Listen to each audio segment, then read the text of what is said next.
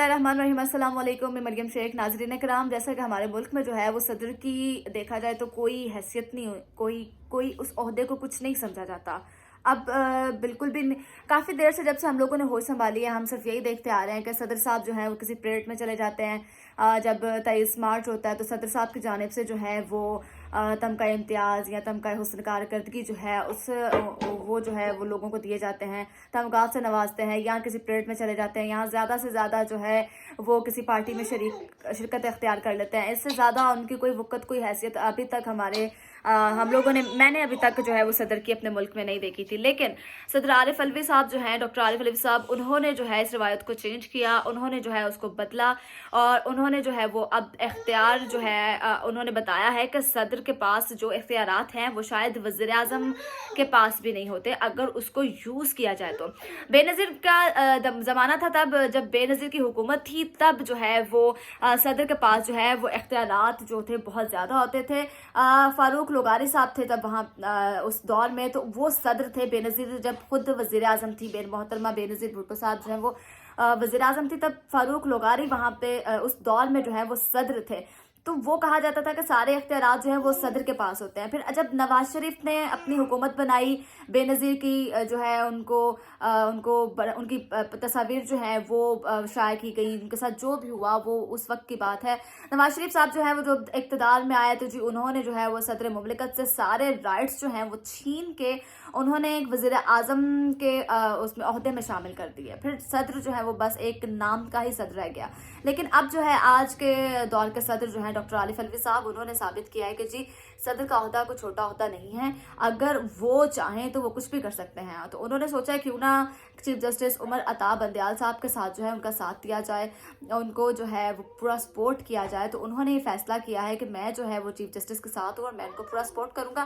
खैर, आपको मैं ये बताना चाह रही हूँ कि एक्चुअली एक बिल जो है वो कौमी असम्बली में बिल पास हो चुका है, उस पर दस्तखत चाहिए सदर मुमलिकत के। अगर सदर मुमलिकत उस पर दस्तखत कर देते हैं जनाब, तो जो है वो इंतखाबात की या जो दूसरे तीसरे मामलात हैं उसको सॉल्व आउट किया जा सकता है। लेकिन सदर साहब जो हैं उनके पास जो है वो बिल भिजवा दिया गया है, अब इंतज़ार है उनके दस्तखत का। लेकिन सदर साहब जो हैं उनको ये कहा गया है, पीटीआई वालों ने उनसे ये कहा है कि आप जो है बिल को रख लें, 15 दिन का टाइम होता है, 15 दिन के बाद वो एक्सपायर हो जाएगा। 15 दिन के अंदर अंदर आपने दस्तखत करने हैं, लेकिन यह है कि उसके बाद आप उस पर अगर दस्तखत नहीं करते हैं, आप अगर उसको नहीं भिजवाते हैं, तो वो बिल जो है वो किसी काम का नहीं रहेगा। खैर, सदर मुमलिकत ने जो है वो कहा है कि वो उमर अता बंदयाल साहब के साथ हैं और वो जो फैसला चाहेंगे वो लोग कर सकते हैं। उनके पास इतना इख्तियार है कि वो अपने इख्तियारात का इस्तेमाल करते हुए हर फैसला जो है वो बरहक कर सकते हैं।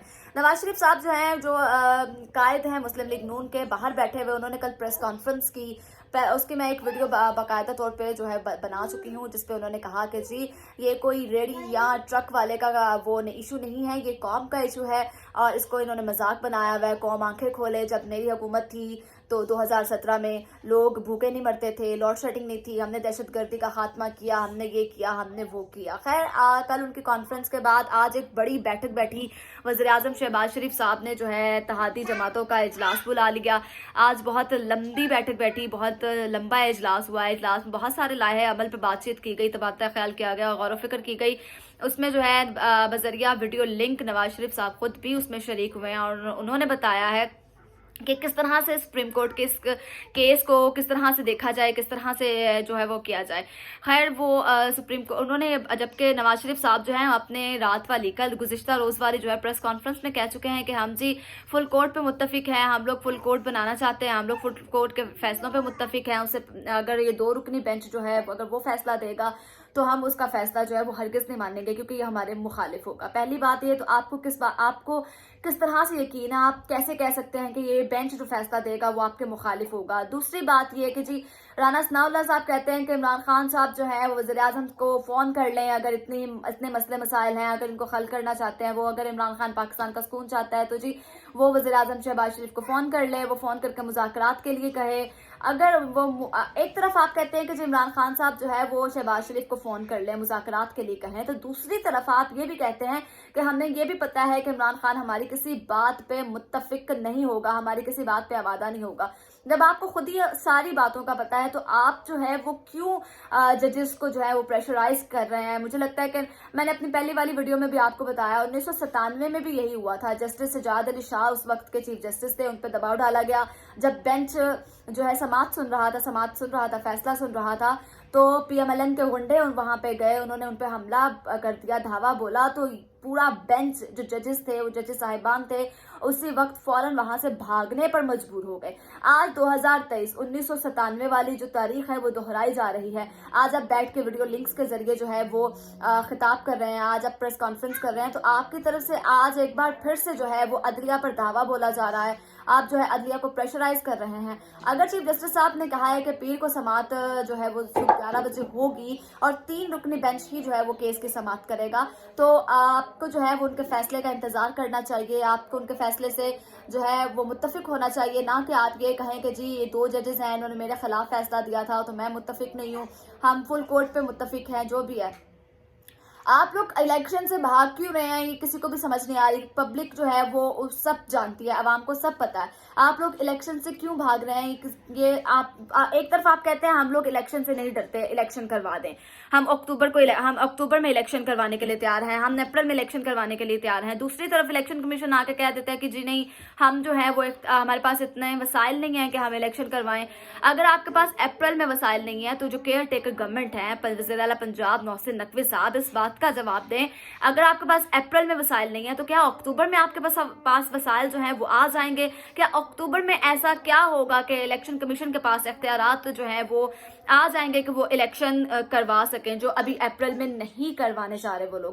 خیر, جو پیر کو دوبارہ سے سماعت جو ہے وہ 6ٹھی سماعت ہوگی پیر والے دن. اسی کیس کے حوالے سے دیکھنا باقی ہے کہ وہ آخری فیصلہ ہوگا, حتمی فیصلہ آئے گا سپریم کورٹ کی طرف سے یا نہیں, بس یہ دیکھنا باقی ہے. جبکہ نواز شریف صاحب نے تو مخالفت کر دی ہے اس بینچ کی, اور پی ڈی ایم کی طرف سے بھی کھلی مخالفت کر دی گئی ہے. جبکہ صدر مملکت جو ہیں وہ دیکھیں آپ کیا فیصلہ کرتے ہیں, وہ چیف جسٹس کو اختیار دیں گے یا نہیں دیں گے, یہ بہت اہم بات ہے جو سامنے آئے گی.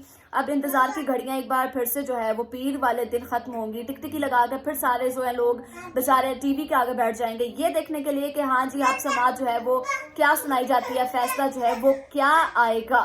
2 رکنی بینچ کا فیصلہ تسلیم کیا جاتا ہے یا نہیں جاتا, یہ تو پیر والے دن ہی پتہ چلے گا. اور 2 رکنی بینچ جو ہے وہ فیصلہ کیا دے گا. ہاں, جو 2 رکنی بینچ جو ہے فیصلہ دیتا بھی ہے, یا پھر دوبارہ سے بینچ ٹوٹ جائے گا, فل کورٹ جو بنایا جائے گا. کیونکہ چیف جسٹس کی جانب سے بھی کہا گیا کہ وہ ایسا سوچ رہے ہیں لیکن وہ ایسا کریں گے نہیں. انہوں نے کہا ہے کہ میرا ذہن کیا تھا اس طرف, لیکن فی الحال میرا ایسا کرنے کا کوئی ارادہ نہیں ہے. دیکھتے ہیں پیر والے دن کیا بنتا ہے کیا نہیں بنتا. اگر آپ کو ویڈیو پسند آئی ہو, لائک شیئر کمنٹ ضرور کیجیے گا. اگلی ویڈیو تک کے لیے اپنی میزبان مریم شیخ کو دیجیے اجازت. اللہ نے کے بعد آئے بات آ گئی میری.